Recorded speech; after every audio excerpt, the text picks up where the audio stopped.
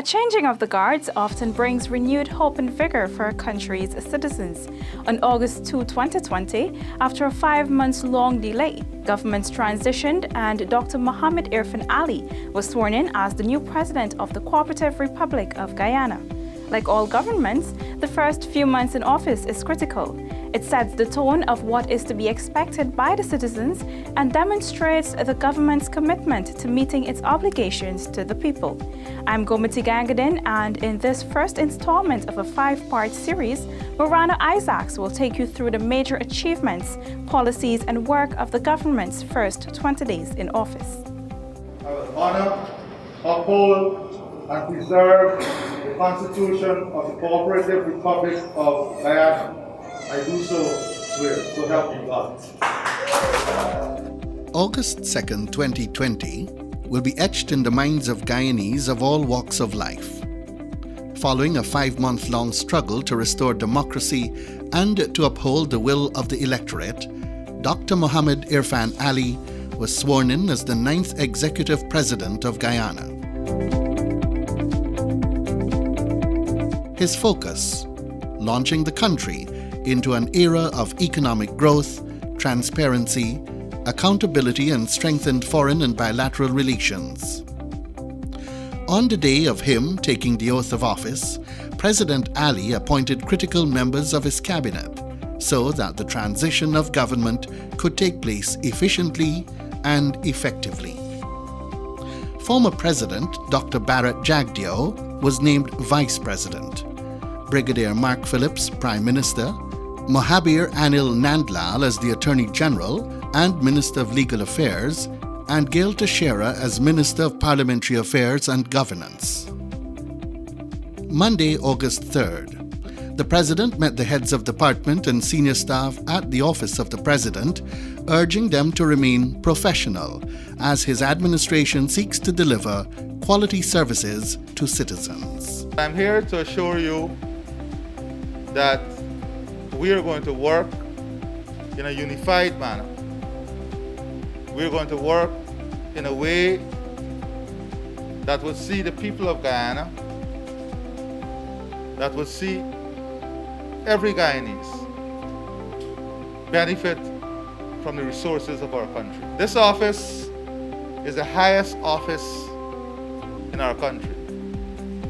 Therefore, the employees and workers who work in this office are expected to deliver the highest level of service at the highest standard. By August 5th, a mere 3 days after assuming office, President Ali delivered on his campaign promise to engage and employ useful energy to lead his results-oriented government.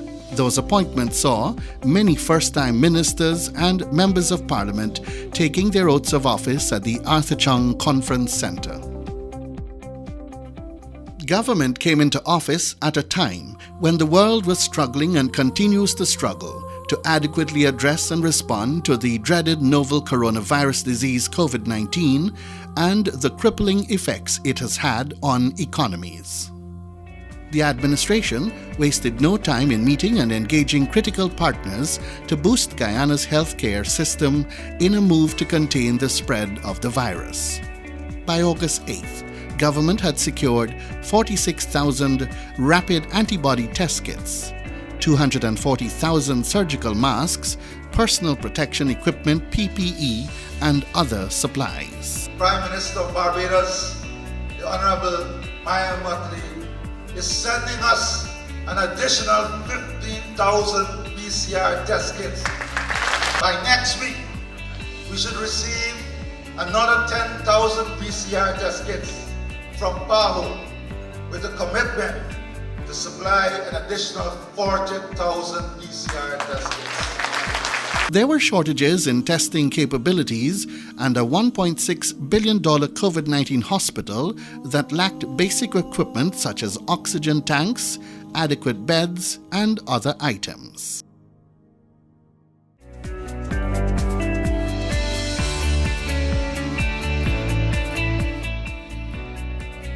On the foreign relations front, just 4 days into his presidency, Dr. Ali received a visit from and held bilateral engagements with Suriname's President, His Excellency Chandrika Prasad Santokhi, marking the first time that agreements were brokered between the nations within such a short time. The engagement saw the establishment of strict timelines to address areas of agriculture, infrastructure, information and communication technology (ICT), cybersecurity, anti-piracy, oil and gas, and the security sector. Minister of Foreign Affairs and International Cooperation Hugh Todd said the PPPC government is committed to working together as both states have the same prospects for development. We recognize that if we work closer together, we'll be able to improve the lives and the standard of living of both of our peoples.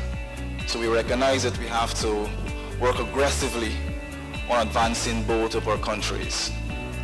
We want to do that within the ambit of our regional participation, but strengthening our bilateral engagements. By his first weekend at his inauguration at the National Cultural Center, Dr. Ali delivered his first full address, laying out plans for reopening the economy with a focus on health and frontline workers, agriculture and education, and securing our democracy.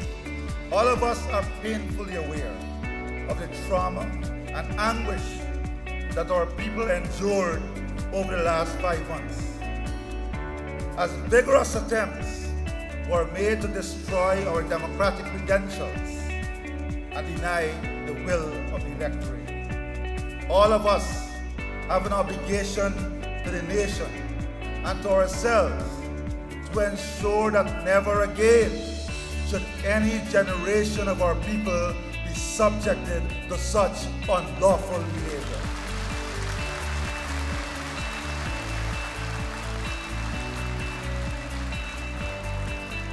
Therefore, a review of events related to the electoral process over the last 5 months will begin shortly in order to determine forensically exactly what transpired and to hold accountable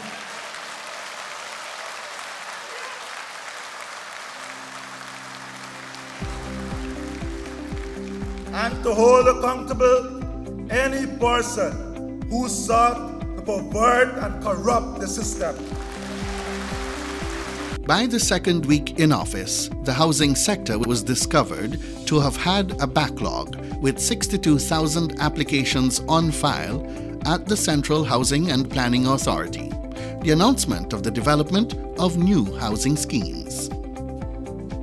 By August 11th, a mere 9 days after assuming office, Minister of Public Works Wan Edgehill held meetings with the contractor for the Legwan Ferry Stelling to address the delayed rehabilitation of the dilapidated structure. The $413 million contract was awarded since 2018, with little done to remedy the situation. Minister Edgehill was resolute that the Guyanese people must get value for their hard-earned money. Later in August, he would announce a forensic audit into the contractual works by the Guyana Audit Office. One of the things that would have caused significant delays is the inability of the Transport and Harbors Department and the contractor to reconcile on one simple item in the contract, salvageable materials, because the contract as written at that time envisaged that materials that could have been reused should have been reused. And there was this big debate about what could be reused and what could not be reused.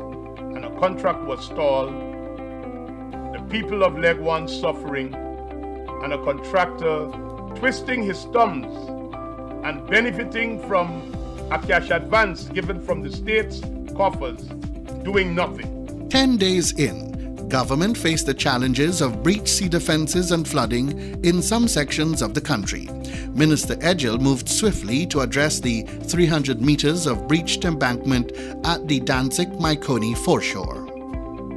Rapid assessments were facilitated by a team from the Civil Defense Commission (CDC) in collaboration with the Regional Democratic Council (RDC), Neighborhood Democratic Council (NDC), and Ministry of Social Services, with the ministry providing temporary shelter to the displaced residents. With a mandate of ensuring that every household benefits from the oil and gas revenues, Vice President Dr. Jagdeo announced that work will commence on the legislative framework for the sector. It is government's intention that these changes would bring a reduction of the vast powers held over the sector by the Finance and Natural Resources Ministers. Still within 14 days, the Natural Resources Ministry announced that it had already engaged a team of international experts who were tasked with the revision of the Payara Development Project. Many, including the PPPC, have expressed concerns over our local content policy. Vice President Jagdeo announced government's intention to introduce legislation that would compel oil companies to address the issues affecting the business community and the ordinary man. We believe that enough has not been done to allow Guyanese to benefit from the developments taking place. And therefore, that will be one of the areas that we plan to negotiate with the company very soon. But more, it's not just in negotiation. With a consultation with the public, we plan to set up a working group. That's why we reached out to Dr. Paul, because we know he did some seminal work in this regard. And then once we've come up with positions that will ensure that our people are treated in an equal manner. Within the first 20 days, President Ali announced an injection of $60 million into the economy to cushion the economic fallout from the COVID-19 pandemic. The money was intended to complement the $4.5 billion that was set aside to assist households during the pandemic. $2 million of that amount was secured from the government of India after bilateral talks. Those measures encompassed personal assistance, loans, mortgages, and support for business owners. The Bank of Guyana will extend the moratorium to December 2020 to allow banks to further defer customer payments to the end of December 2020.